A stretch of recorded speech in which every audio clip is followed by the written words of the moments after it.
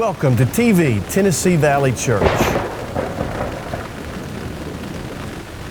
If I say Wednesday, November 15, 1989, several of you will feel the impact of those words deep in your gut. Huntsville Golf Course, and we'll get confirmation, and in fact working on confirmation on, is that confirmed? Near the Armory. Near the Armory, moving northeast on the ground at the Municipal Golf Course. That afternoon, around 4:30, an F4 tornado tore through this city I so love. The tornado initially signaled what was coming with its damage to Redstone Arsenal, and then unleashed its full fury around what was then the Municipal Golf Course, tossing cars and destroying buildings along Airport Road. By the time it crossed Whitesburg Drive, a number of people were already fatally injured. Several children and teachers, as well as some painters, were still in the Jones Valley Elementary School as the tornado bore down on them. A teacher got everybody in the safest place she could find, probably saving several lives. For 18 and a half deadly miles, the tornado traveled from Redstone Arsenal to East Madison County, past where the Madison County High School now sits. 259 homes were destroyed. 463 people were injured. 21 people died. Now, what spiritual explanation can be given for such a lethal tornado? I don't have an explanation, not an adequate one anyway. I'm sure some of you also remember Wednesday, April 3rd, 1974. 16 counties across the Tennessee Valley were hit by what was called a super outbreak of tornadoes. 5 of those were intense F4 and F5 tornadoes. The town of Tanner in Limestone County was struck by an F5 that afternoon and suffered terrible damage. People were just beginning to emerge from the rubble when a second deadly F5 tornado hit the same town.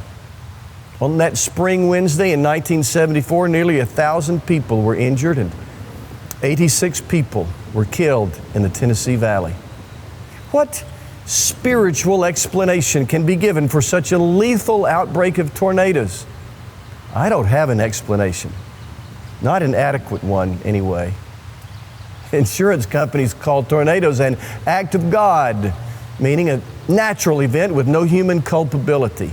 And I understand the definition. I just wish there were some descriptor other than act of God. What kind of justification can be given for a divine act that results in such widespread death and destruction like a devastating tornado? I have no such justification. It is true that we live in what most of us call a fallen world. I've said it dozens of times.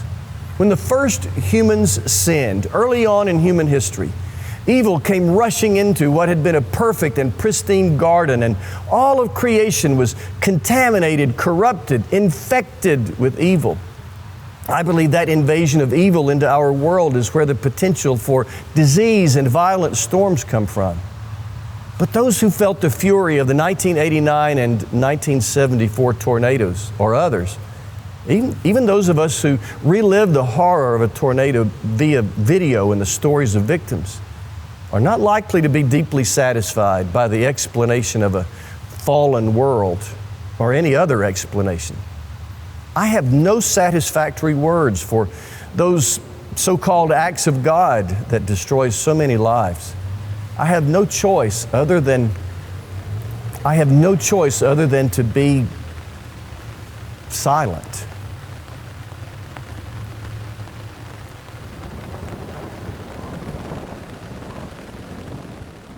Unfortunately, sometimes high-profile Christians offer explanations for those so-called acts of God, explanations that I believe cannot be defended. A famous minister who died recently was well known for describing New Orleans Hurricane Katrina in 2005 and the massive earthquake in Haiti in 2010 as God's retribution for those people's wickedness. He would have done better to remain silent. Later, he and another right-wing pastor, as well as a high-profile left-wing pastor, declared the 9/11 terrorist attacks on America as God's judgment on our nation for our sins. The right-wing pastors and the left-wing pastor, by the way, pointed to different national sins, but both said those planes on September 11, 2001 were God's judgment on our land. That's a pretty presumptuous thing, ascribing evil to God. They would have done better to remain silent. Sometimes it's best not to try and offer a reason or an explanation. Following a tragic death might be one of those times. Well-intentioned people sometimes say really bad things. God needed another tenor for His choir, I've heard people say. That and other similar things following an untimely death. But do we really think God would take someone from us just to beef up His tenor section? Or following the death of a child, I've heard people say God needed another angel in heaven. Surely we don't believe that. Well-meaning people want to say something comforting, I know, but statements like that imply that God is selfish, that He would break hearts and wreck lives on earth for selfish heavenly reasons. All that is to say that attempting to explain unexplainable tragedies is probably not a good idea. Our mouths might write checks which the truth can't cash, if you catch my drift. Which brings us to the Bible verse of the day, Ecclesiastes 3:7. There's a time to be silent and a time to speak. See, there's a time to be silent, just to sit with people when they're hurting and to pray for them, to say, I'm so sorry, and not much more. Take Job's story, for example. The Bible's story of Job is a story of well-meaning friends who should have kept silent. Whether the story of Job is a Hebrew parable or an historic event, it's the story of almost unimaginable tragedy. He lost his health, his wealth, his sons and his daughters in a painfully brief period of time. Job had 3 friends who should have come and sat with him to comfort him in silence, but they couldn't help themselves. One of Job's friends told him if he weren't such a sinner, God wouldn't have punished him so. Another friend said Job's heartbreak was the fault of Job's deceased children. The third friend said, if you'll pray and get your heart right, your problems will go away. See what I mean? The 3 friends probably meant well, but their answers to Job's brokenness were terrible. In the face of great tragedy, deep grief, and unanswerable questions, it's best not to say anything. Now, I'm not suggesting we can't ask questions. Even of God Himself, God can handle questions. And I'm not suggesting we can't wonder aloud to each other or explore possible reasons or even try and defend God as if the Creator of the universe needs defending. What I am saying is that in the face of great tragedy, deep grief, and unanswerable questions, we should speak in muffled tones at best. We should speak humbly at best. If we say anything at all, it should be with a modest attitude, respectful of the fact that there are mysteries beyond our capacity to grasp. After Job's friends had offered their poor answers to Job's calamities, Job 38 begins, and now, finally, God answered Job from the eye of a violent storm. There was a loud clap of thunder, and God asked some poignant questions. Where were you when I made the world, Job? Have you ever refreshed the parched earth with rain? When, Job, is the last time you provided food for birds? Job, I know life has been difficult and that your sorrow is raw, but even in your grief, don't forget the great gap of understanding between you and me. Job answered, I'm speechless. In awe, words failed me.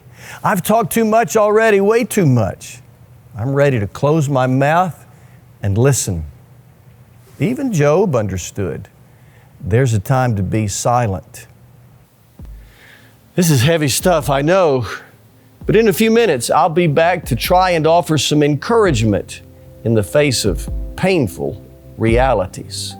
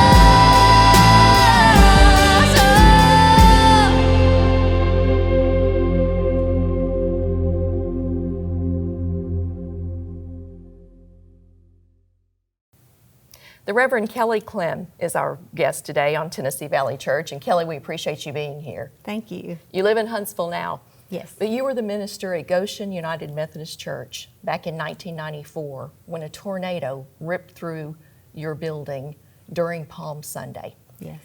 If you don't mind, take us back to that day. It was in the middle of your worship service. We had a very special program going on that day with drama. The children were involved, and the teenagers and the adults and the choir and everybody, and the church was packed. It was a small church, but we had about over 120 people in that little church, and we were excited. And the weather started a little bit stormy. Our biggest thought was that the power would go out, because usually if the wind would blow, the power would go out there. But we started the drama, and it was about Palm Sunday. It was the story of Christ. And so a lot of us had costumes on. We were dressed as biblical characters. And my daughter Hannah was 4, and she decided that morning that she wanted to be in it. So I had run over during Sunday school time and made her a little costume like mine. She couldn't read, but she knew the songs, and she knew how to participate in the play.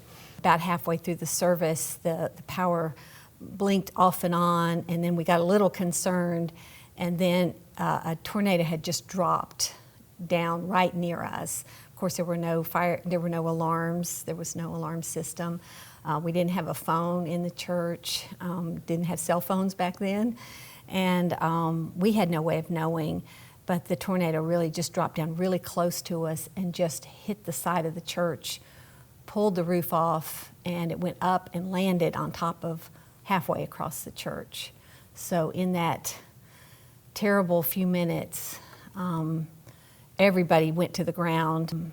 By the end of the day, or by the next morning, 20 people in our congregation had been killed.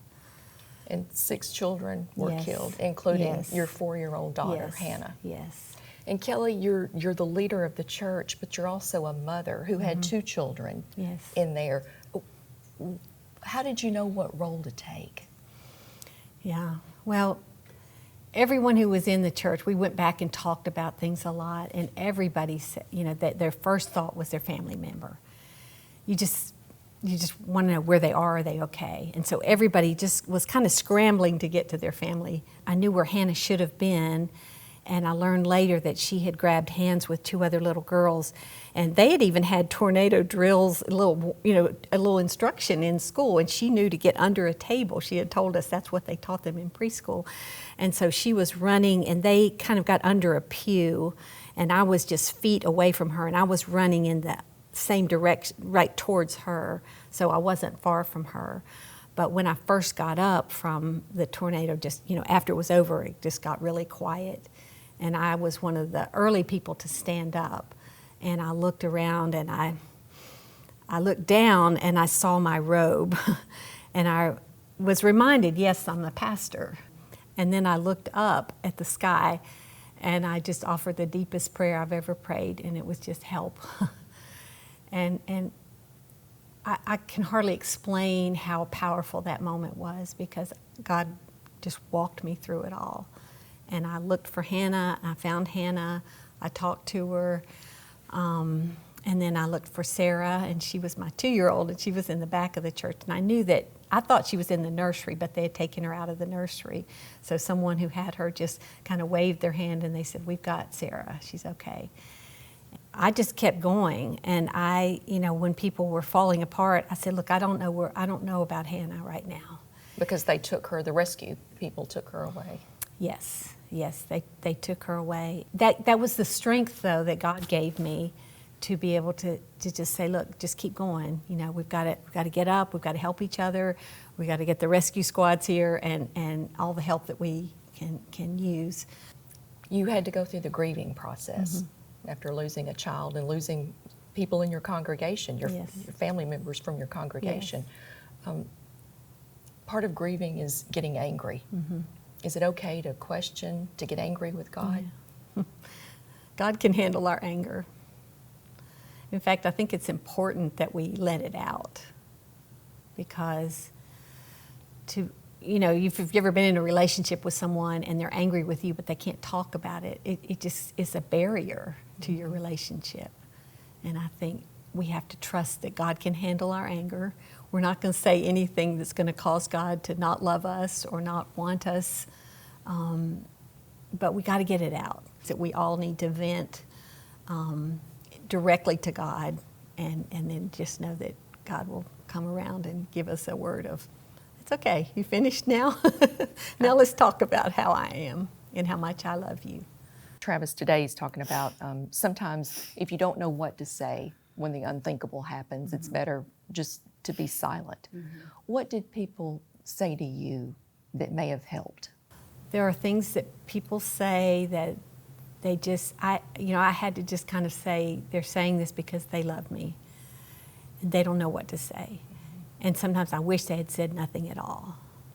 And when people say things that are really bad theology, like God picked a little angel, or God needed another flower for his garden, or something like that. When people say things like that, you think, that's not God. I don't believe God does that. But you're trying to say that to help me feel wonderful about this child that I gave to God. I didn't want to give that child back to God. So I think it's the people who just came and let me cry, or held me, or helped me just do tasks that I didn't want to do, like cleaning out my office. But it's a ministry of presence, I think, that helps all of us to grieve. You can't say anything that's going to make them feel better, really, except I love you and I'm here for you.